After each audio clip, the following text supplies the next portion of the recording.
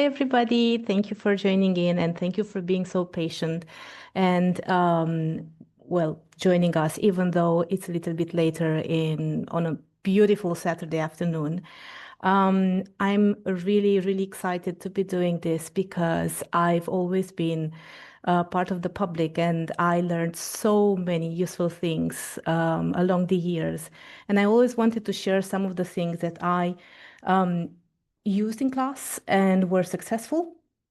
So this is why I created this presentation today. Maybe if you're preparing students for B1 level preliminary, you might find something useful, hopefully. So, okay, who am I? I grew up in the British Council family. First of all, I started by organizing exams. And then I was so inspired that I decided to become a teacher. And 10 years ago, Flying Colors family welcomed me with open arms and open hearts. And I'm a little bit excited and very, very emotional. So yeah, if you see me stuttering, I'm sorry, it's normal. So yeah, I fell in love with the team, and this is why I'm representing them today because they are part of my life, and I'm very thankful to be part of their team and grateful for everything that they have taught me and helped me to reach. So today we are going to cover especially the speaking part from B1 preliminary for schools. And I would like for us to start by thinking about all of the things that you encounter.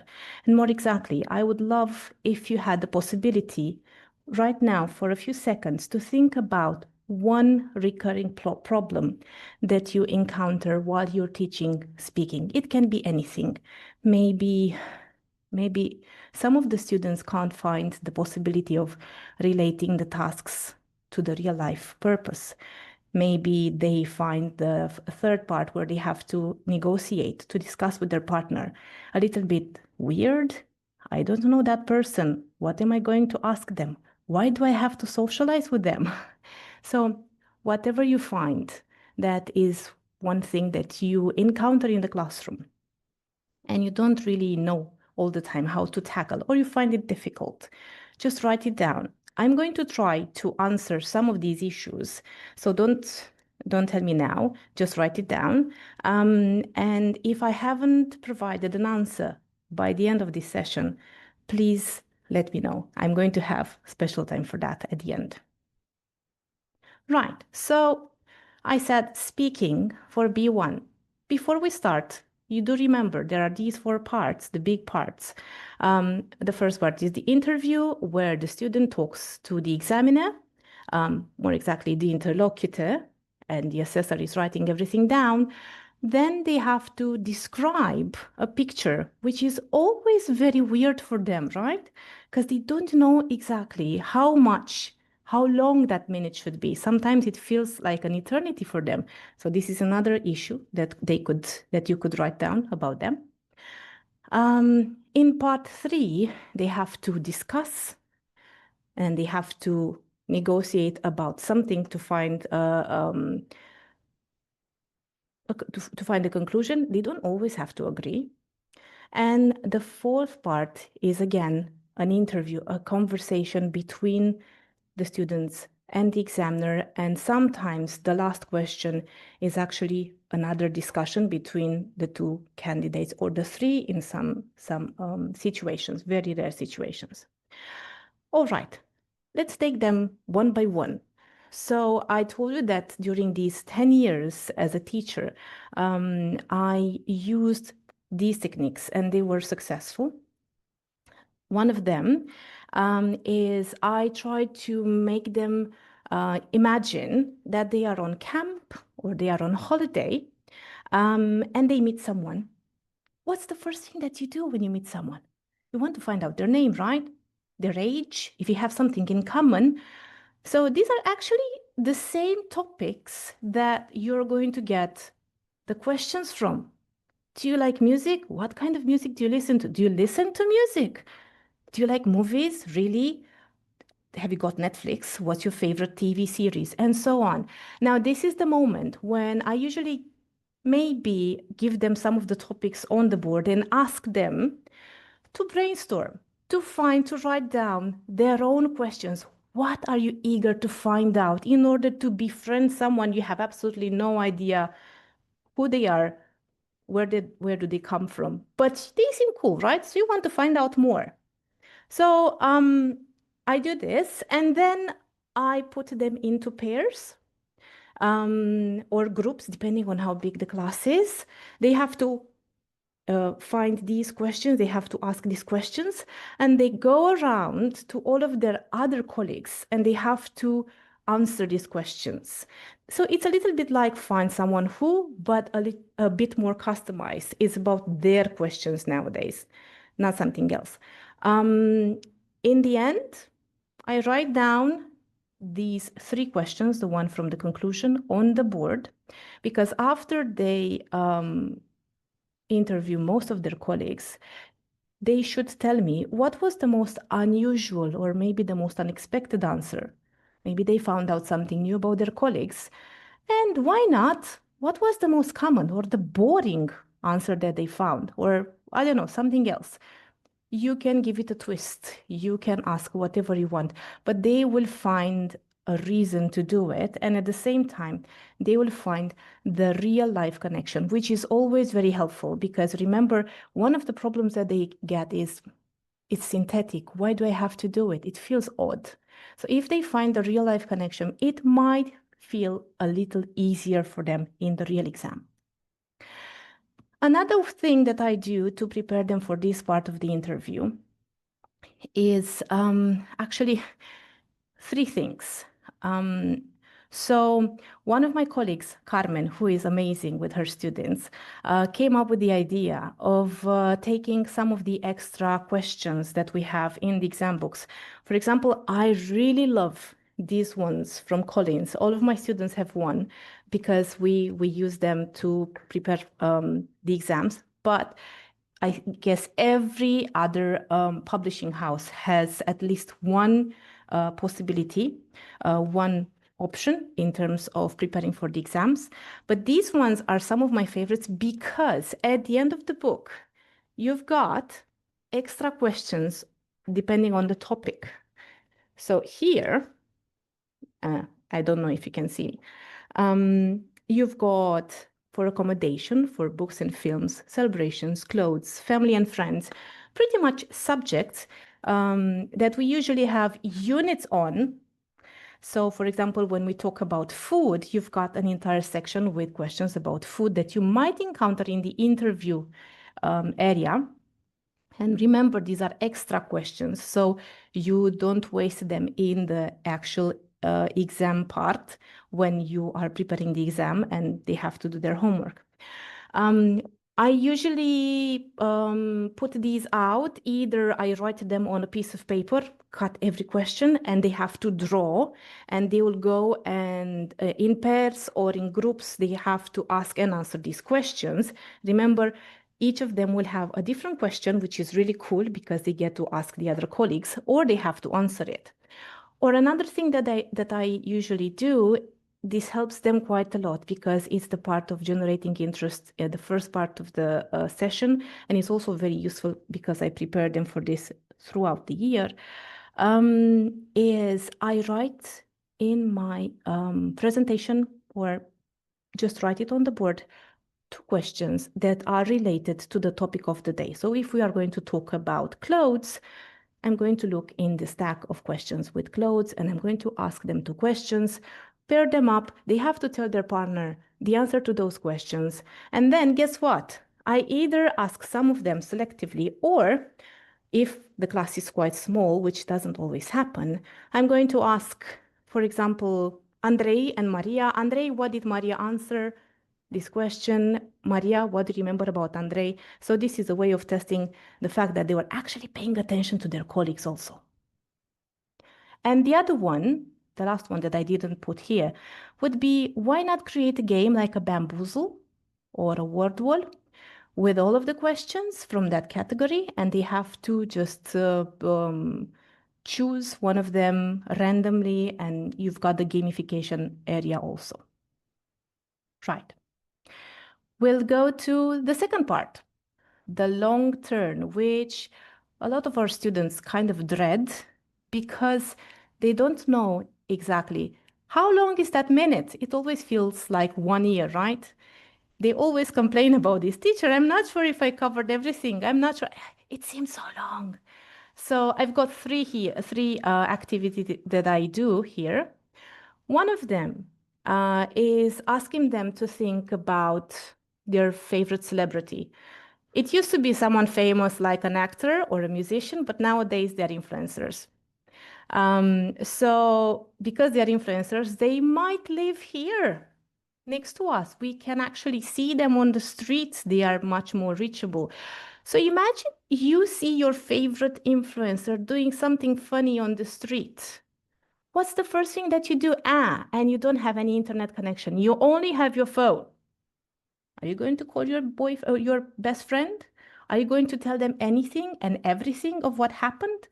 If including the temperature? Okay, now I'm getting too far. But you will definitely want to give all the details to your best friend, right? You're going to remember the clothes, who that was, where that happened, who was around, yeah, the colors, how you were feeling, how they were feeling, everything that happened. Now turn that into the classroom, into the actual exam part. Make them imagine they are doing the same thing. Imagine the person or the people that are in the picture are actually those people that they wanted to see on the street.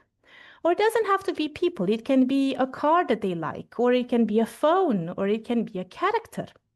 So imagine that, yeah? So call your best friend and describe the situation with everything. Here you can also put on the board some useful prompts like who, doing what, where are they, how are they feeling, yeah? And describe what's around, how is the weather like, and anything else. All right, and yeah, I'm going to show you something that I usually put on the board after I brainstorm. So this is why I said check out the useful language. I'll show you in a bit. Another thing that you could do is a memory game. You could take out one picture or yeah, a picture. Give it to them for a few seconds. You can put it on the board or you can print it and let them see it. You can put it on your desk and ask them to come around, move a little bit in the classroom, which is always good because you get them a little bit more energetic. And then put the picture away. Ask them what they remember about the picture. Again, you can put on the board the questions or the prompts. Who, doing what, where, how are they feeling? This way, they start to understand what they actually have to do about that activity, that item from the exam. All right. And one of my favorite icebreakers, again, an activity that I got from one of my colleagues, is a summer holidays photo reveal. Okay, the title doesn't say much, but it's actually easier. When we come back from the summer holidays, we always have these amazing pictures that we can't wait to share with the class.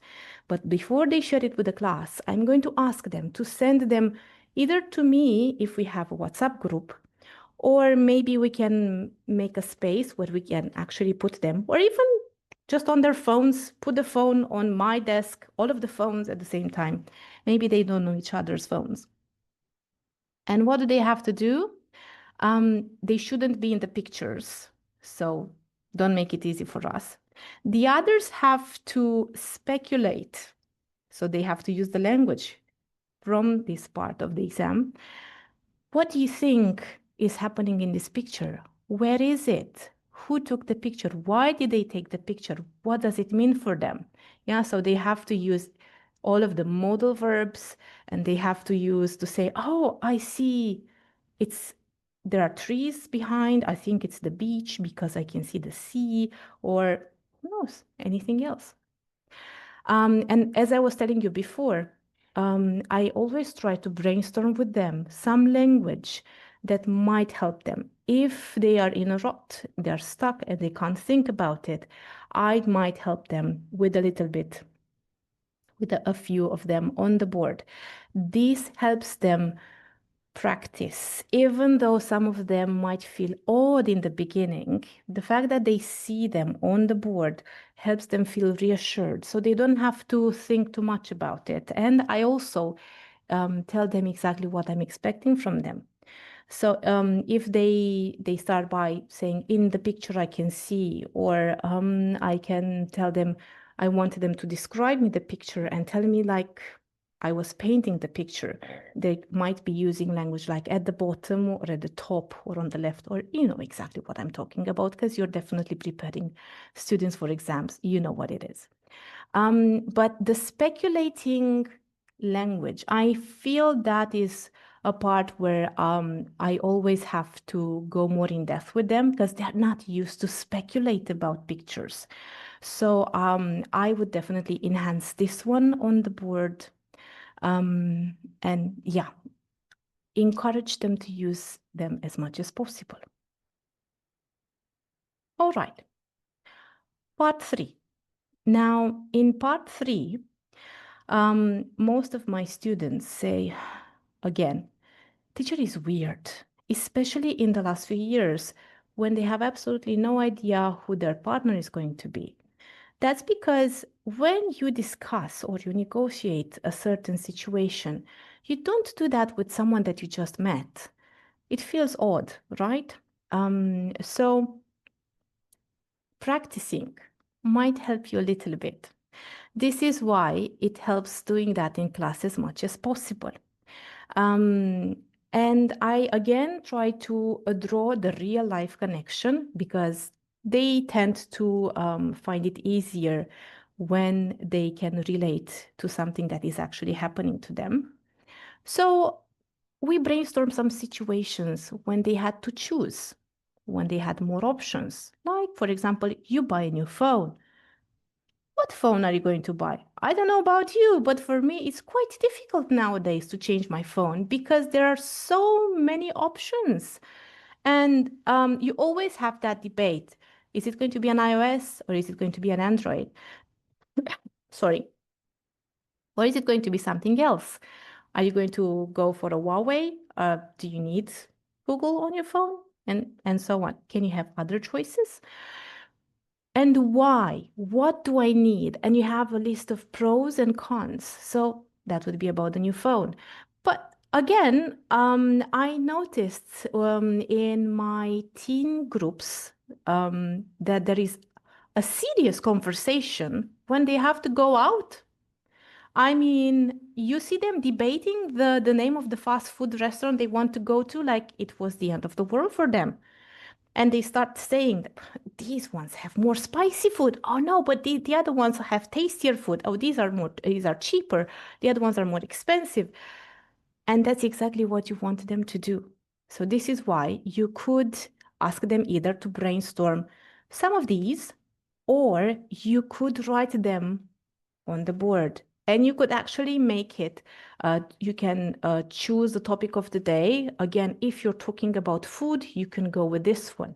If you're talking about traveling, you could tell them that they have to plan the next family holiday. So they have to make sure that everybody's happy and they'll have to, well, balance the budget and the wishes of everybody. It's not easy, is it?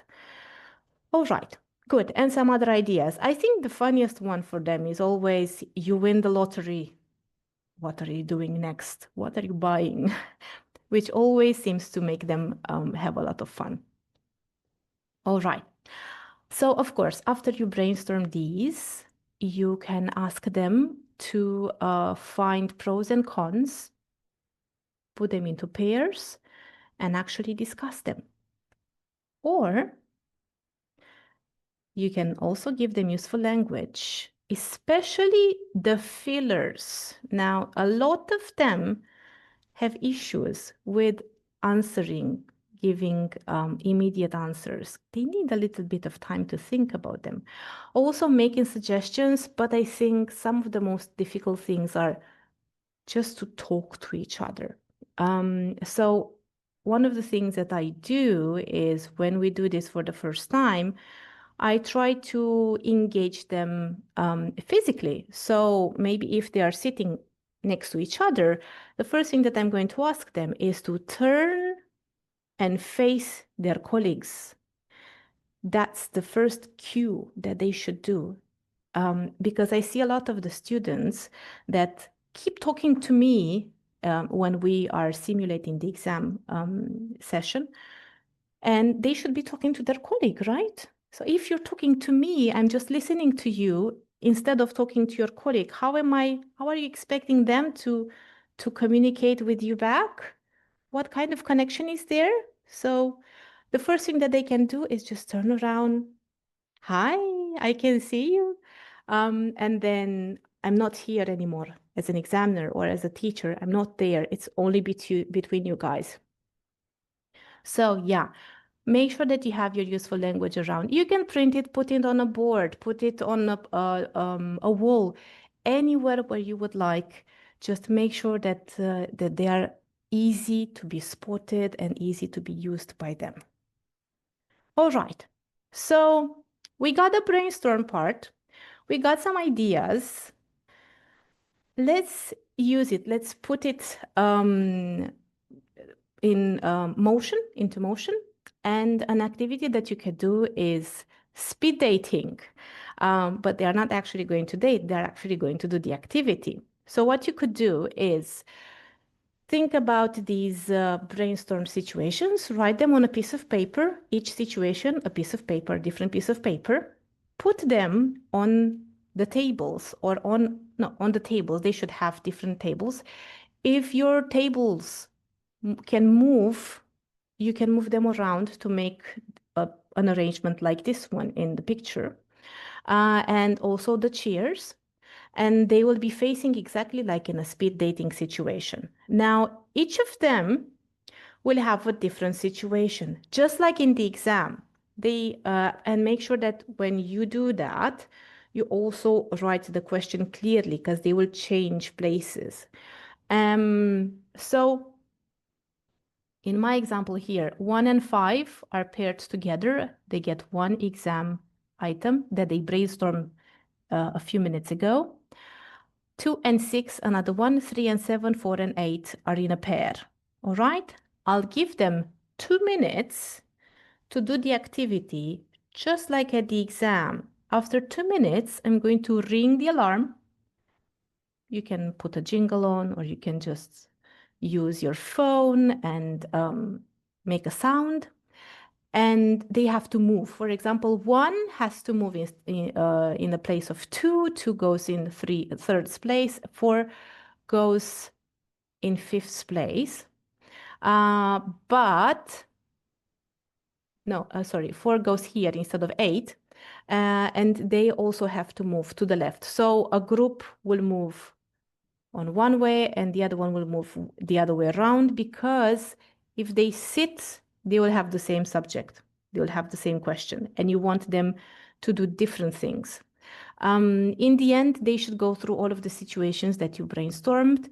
They should understand how fast, because this is actually, part 3 is the opposite of part 2. If in part 2, the time was going really slowly, in part 3, they always tell me, God, teacher, it's such a short time.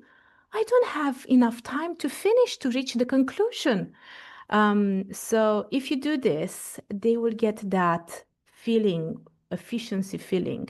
They will understand how fast they have to react. They have to go through all of the pictures, through all of the options, and to actually reach the conclusion from the third part. So yeah, and it's also fun because you get that energy, that really rush. All right. Part 4, the extended conversation, which resembles part 1 in one way, meaning that, again, the interlocutor is asking the questions and each of the students is answering the questions. But now they should have longer answers. This is why you encourage them to give examples, to go a little bit into depth. And you could have a debate.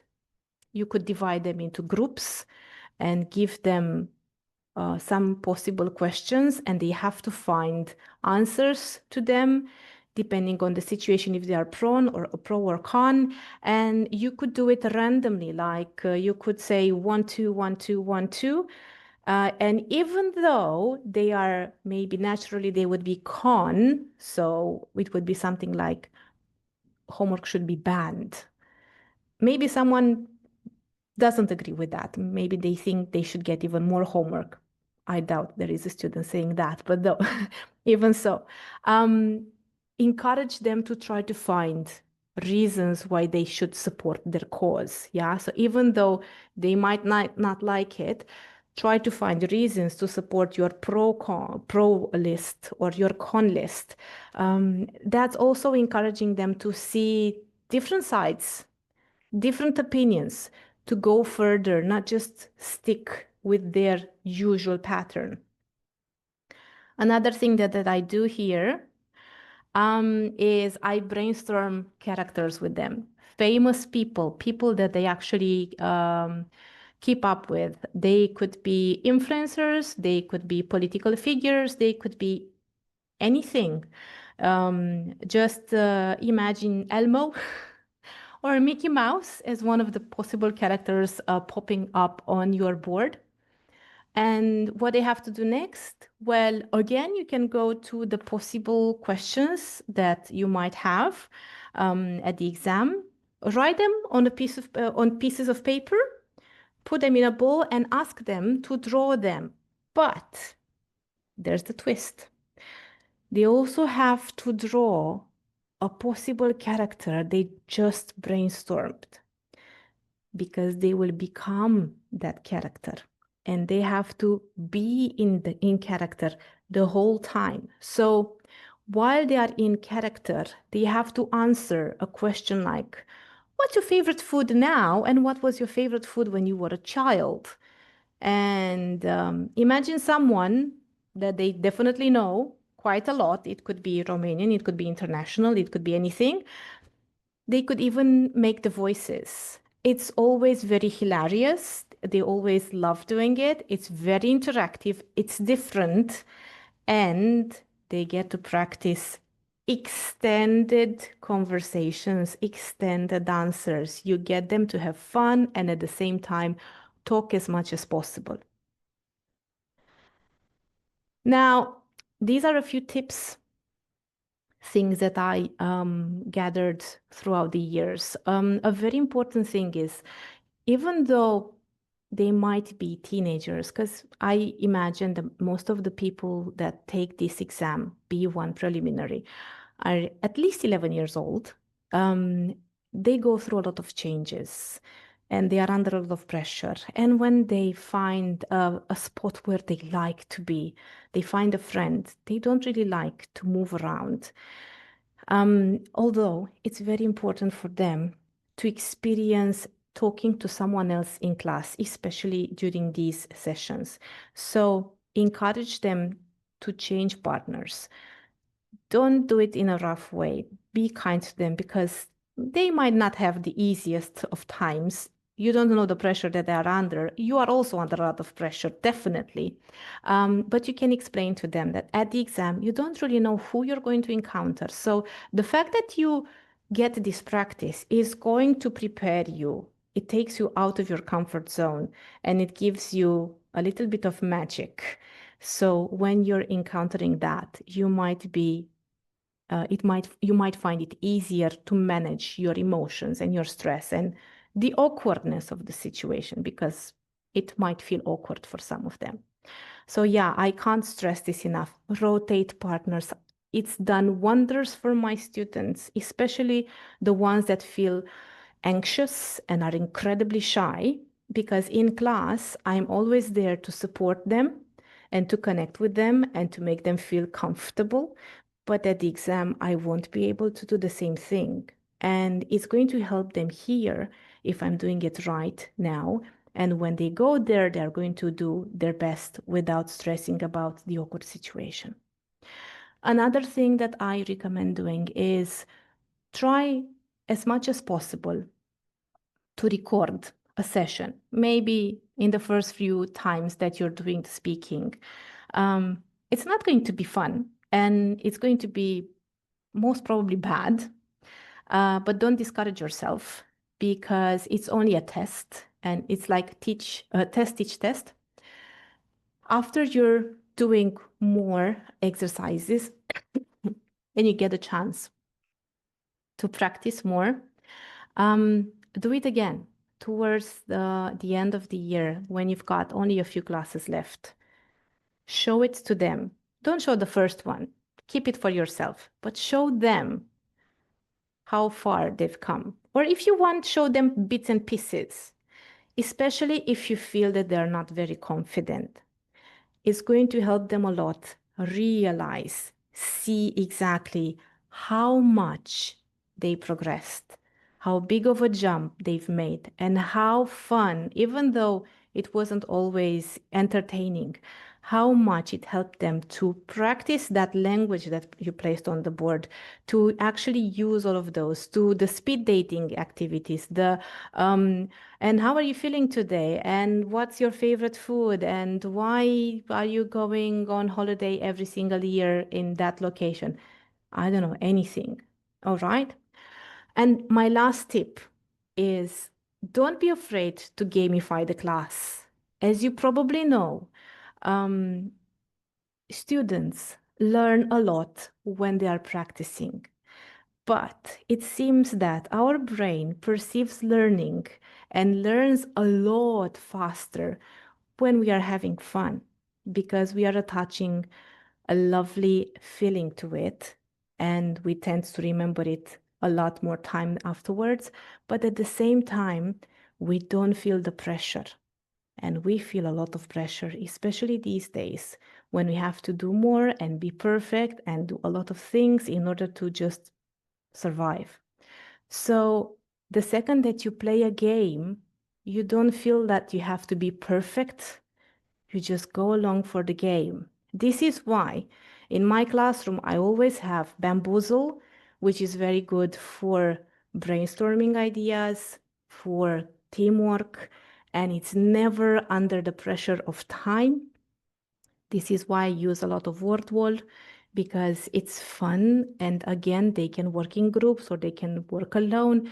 And it takes out the pressure and the boring part of writing. But at the same time, I also ask them to write, write a lot. Writing helps you remember stuff, helps you make connections, and sometimes even doodle, because again, it takes off the pressure. So, did I answer your question in the beginning? I'm sorry, I can't see okay. Oh, wow, thank you. Right. So, can you go back to the question that you wrote in the beginning and tell me if you got a chance to find your answer? Or if not, can you please share it, write it down in the chat so I can see it and maybe I can help you with it.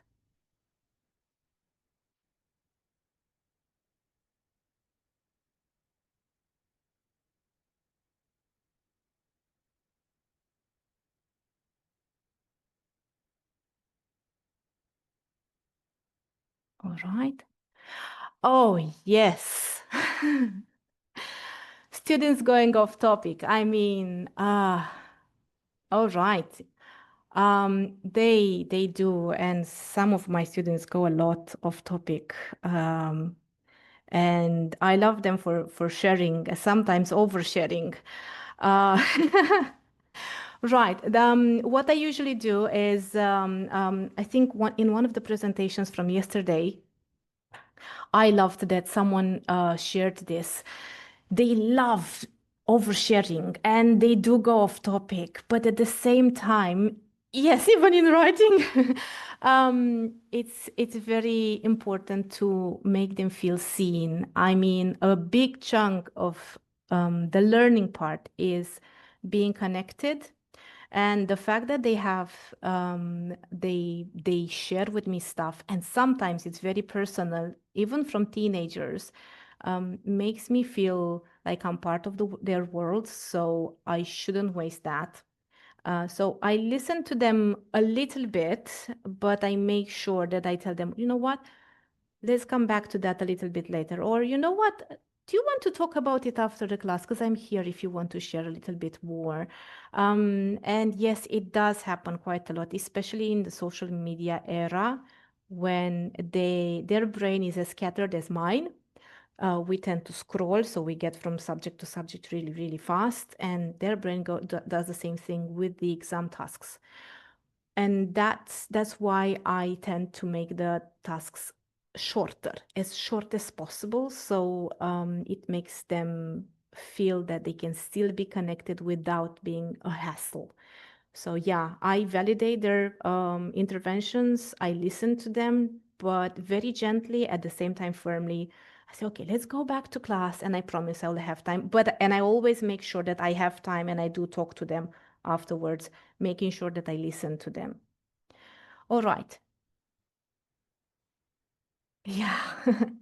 Okay. So most students are at an age where they feel very self-conscious, and putting them on the spot, yes, with the long term is horrible. I totally agree there. Um, you're someone else. Yeah, thank you. Yes, I have some very shy students. Actually, my colleagues know this case quite a lot. A few years ago, I had a beautiful, wonderful student who was always answering in class because he was feeling very comfortable there. And when he got to the mock exam, he froze.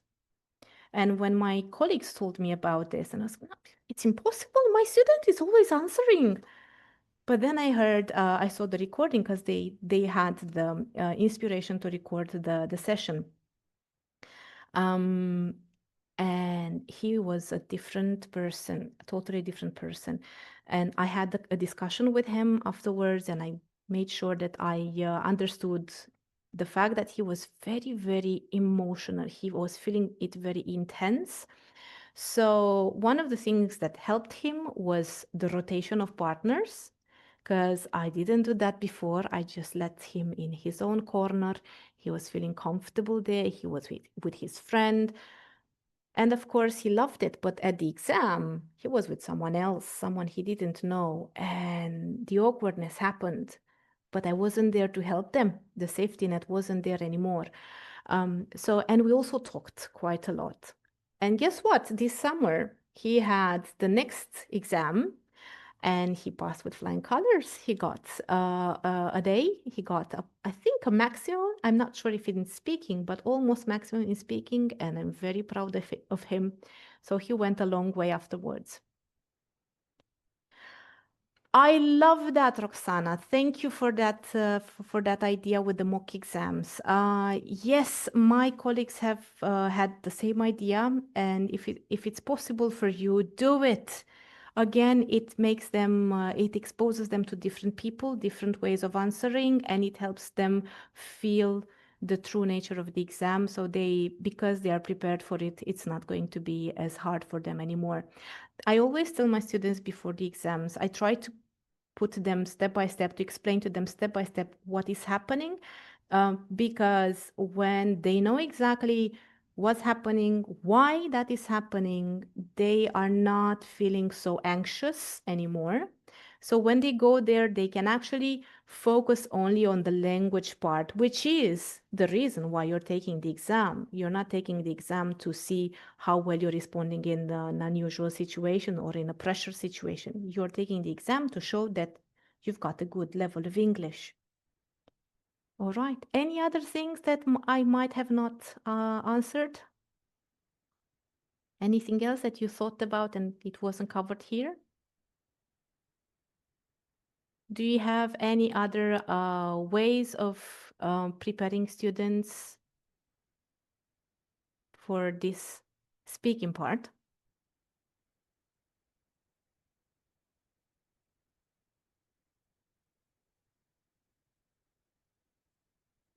Okay. So I think, okay. Okay, so thank you very much, and very interesting and very practical presentation. And your reference to exams reminds me of the good old days when you used to share an office at the British Council. That was long ago, but it feels like yesterday. It does, yes. Yeah. Congratulations for your professional development and for a very, very practical and interesting session. Thank you very much. I hope you had at least one thing that you could take in class. Just copy paste them. If you want the presentation, I will gladly send it to you because there's a lot of love there and hopefully you will use as much as possible from them. And in case you want to reach out to me, that's my email address. I'm here anywhere and anytime you want me. And thank you again for today. Thank you, Daniela, for giving me this opportunity because this was actually my first ever workshop. So again, thank you for your patience and for believing in me. I hope I delivered as much as possible to all of you.